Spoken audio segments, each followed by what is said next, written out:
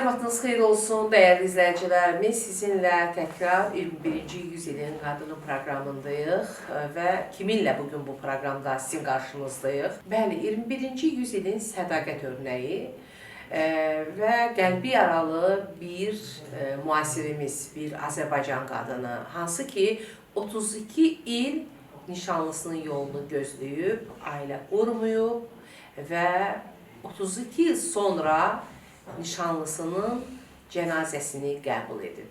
Belə halları adətən talih yazısı, bəxti gətirməyən kimi dəyərləndiririk. Nə dərəcədə doğrudur, bilmirəm. Bircə onu bilirəm ki, günümüzdə belə sədaqətli, özünü qurban verməyi bacaran, fədakar insanları, xanımları şam işığı ilə axtarsaq, bəlkə də tapmarıq.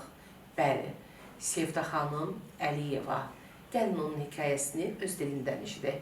Sevda xanım, xoş gördük sizi. Xoş gördük sizi. Sizi yaxından belə tanımağıma da çox şad oldum. Belə bir sədaqət nümunəsi, belə bir örnək. Mənə elə gəlir ki, günümüzdə belə örnəklər, nümunələr daha çox təbliğ olunmalıdır. Elə mən bu məqsədlə sizi bu proqramda görmək istədim. Çünki siz də 21-ci yüzyılın xanımsınız.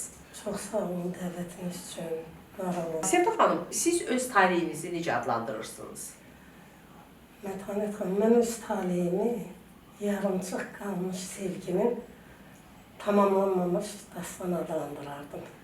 Gəlin sizin gəncliyinizə qısa ekskursiya eləyək. Necə tanış olmuşdunuz nişanlınızla? Necə ayrıldınız? Son ayrıldığınız günü necə xatırlayırsınız? Mən Mehman Musayevlə tanışlığım, o məni Gəncədə görmüşdü. Anası anama gəlib demişdi. Onda da çox gənc idik. Sonra, ondan sonra tanışlığımız başladı. Bir neçə illərdən sonra. Elçilər gəldi, elə belə. Ondan sonra tanışlığımız başladı. Siz hər ikiniz o zaman Qarabağda yaşayırdınız, o zaman gənclik illərində, doğru mu? Ağdamda yaşayırdım, o Kəlbəcərdə. Son görüşünüzü necə xatırlayırsınız? O gedəndə dönüb onun mənə o baxışları mənim yadımdan çıxmır, xatirimdən çıxmır. O baxışlar mən unuda bilmirəm. Onun məni necə sevdiyini, necə məni hörmətlə yanaşdığını, onun o insanlığını, onun çox insanlıq, bütün insana aid nə yaxşı xarakteri var idisə, o Mehman Musayevdə var idi. Bax, onları unuda bilmirəm. Sevda xanım, bu 32 ildə onu gözləməyə sizi vadar edən nə idi, səbəblər? Onu gözləməyə məni vadar edən onun qayıdacam deməsi idi. O səs mənim içimdə idi. Bir də o sevgi idi. O söz vermişdim ona, oydu, ona qarşı sevgim idi. Üzərindən 32 il, bəli, 32 il onu gözləməyim.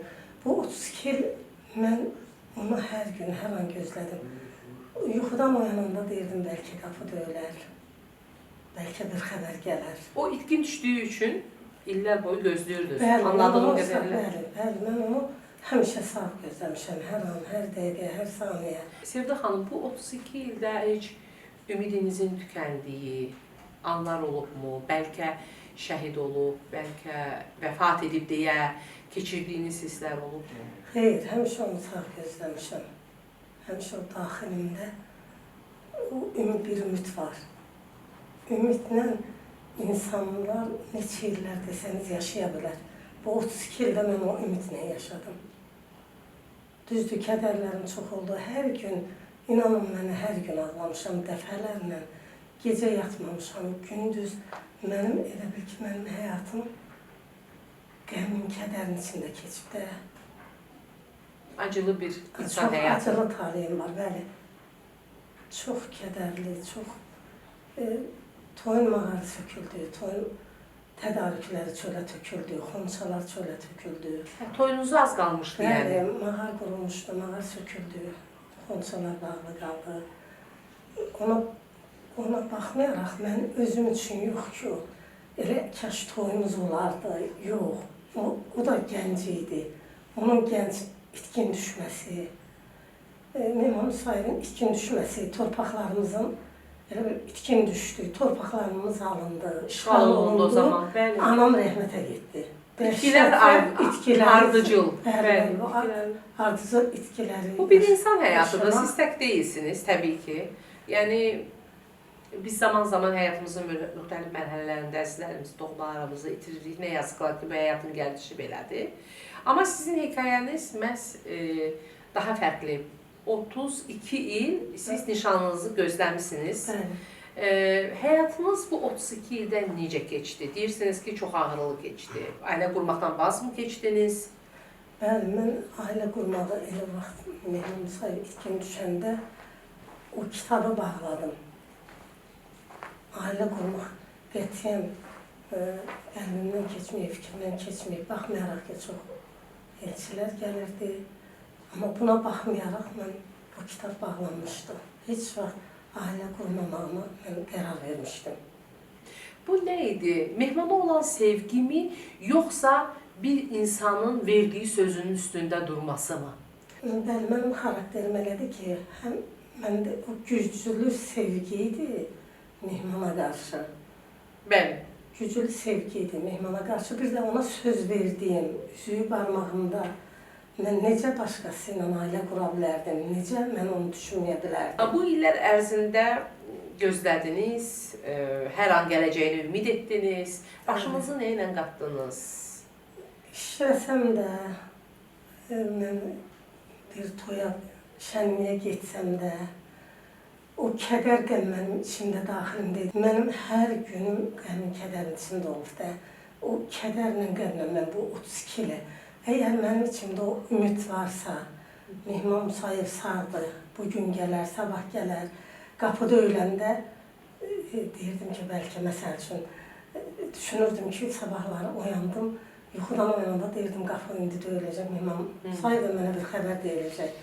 Elə gözüm küçədə də axtarırdı, hər yerdə ki, Mehman gələcək. Sevda xanım, siz bax, keçən dəqiqələr ərzində öz həyatınızı danışırsınız və 32 ilin sizin həyatınıza vurduğu zərbələrdən bəhs edirsiniz. Acı, kədər, gözyaşı, fikir. Özünüzü günahlandırdığınız məqamlar varmı? Xeyr, heç vaxt. Peşmançılıq hissi keçirdiniz, özünüzlə təkbətək qalanda. Qətiyyən. Peşmançılıq hissi keçirdiniz, anlar olubmu heç? Bəlkə mənim seçimim doğru deyildi, mən daha doğru seçim edə bilərdim. Mətanət xanım, qətiyyən yox, mən heç vaxt peşman deyiləm, bugün də peşman deyiləm. O zaman necə düşünürsünüz? 32 il sizdən nələri aldı və nələri verdi? Bu 32 il mənə kədər, acıları çox, özünüz də bildiyiniz kimi, həyatımda da belə dözülməyən mən dərdim, dərdlər verdi. Şuşalındı, Ağdamın bütün rayonlarımız işğal olundu.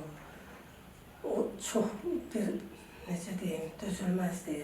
Anam rəhmətə getdi, Sabah bacının nişanında anam gecə rəhmətə getdi.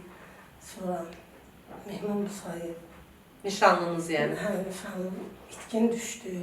Bunların hamısını 32 il çəkmək bir xanım üçün, Bir qadın üçün asan bir deyil. qadın üçün əlbəttə asan deyil. Bəlkə də Amma siz çəkdiniz, çəkdim. gözlədiniz, o dərdi Bəli. çəkdiniz, o dərdi çəkə-çəkə gözlədiniz. Bəli. Bəs bu 32 il sizə nə verdi sizcə?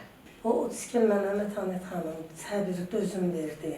Kədərləri çəkməyi, o bol Öyrətdi. səbir verdi, öyrətdi. Zaman mənə bunların hamısını öyrətdi. Bu 32 ildə həyat mənə tək başına qalmaq öyrətdi. Mübariz olmaq öyrətdi.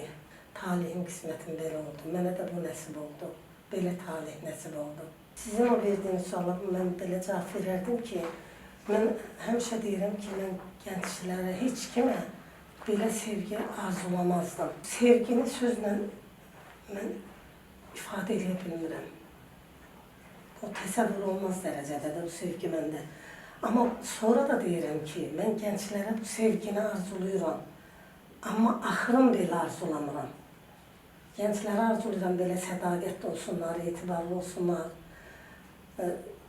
Sevdiklərinə sədaqətli olsun, qovuşsunlar. Hə. Amma mənim talihim kim olmasın da onlar Gözəl olsun, qovuşsunlar, xoşbəxt xoşbəxt olsunlar. Gəlmək istəyirəm o nüansa ki, 32 il əvvəl ayrıldığınız nişanlınızın cənazəsini qəbul etdiyiniz günə. O cənazə gətiriləndə, mənə xəbər verəndə Bu necə bir hiss oldu sizin üçün? 32 il gözləyirdiniz, qapı döyüləcək, mehman içəri girəcək. Ümidlə yaşayırdınız. Bəli, o xəbəri mən ancaq o xəbər ki mənə verildi, o cəsəd ki dəfn olunacaq, mən o hissi ancaq düşmənlərimizə arzulayaram. Mənim o keçirdiyim hissi. İnanın orada o qədər pis vəziyyətə qaldım, gözüm qaraldı. Mən tabuta yaxınlaşmışdım. Siz onun sağ gəlməyini mi gözləyirdiniz? Bəli, mən onu 32 il keçsə də. Bəli. Mən həmişə demişəm, mən onu belə gözləməmişdim. Mən onu sağ gözləyirdim, xəyallar qururdum həmişə.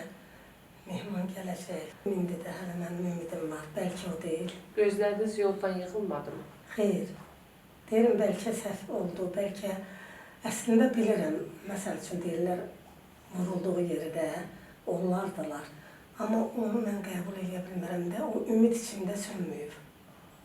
Hələ o ümiddən biraz qalıb ki, bəlkə yalan olar, bəlkə bir gün xəbər çıxar ki, Mehman Musayev sağdır. Mənə ümid yaşadır. Bizə düşür ki, sizə ümidlərinizin gerçəkdən gerçək olmasını diləmək. Belə dəyərli izləyicilərimiz, 32 illik bir ümidin vida ilə bitən hekayəsini dinlədik. Sizlərə isə, dəyərli izləyicilərimiz, yalnız xoşbəxtlik hekayənizi yaşamanızı dilərim. Salamat qalın.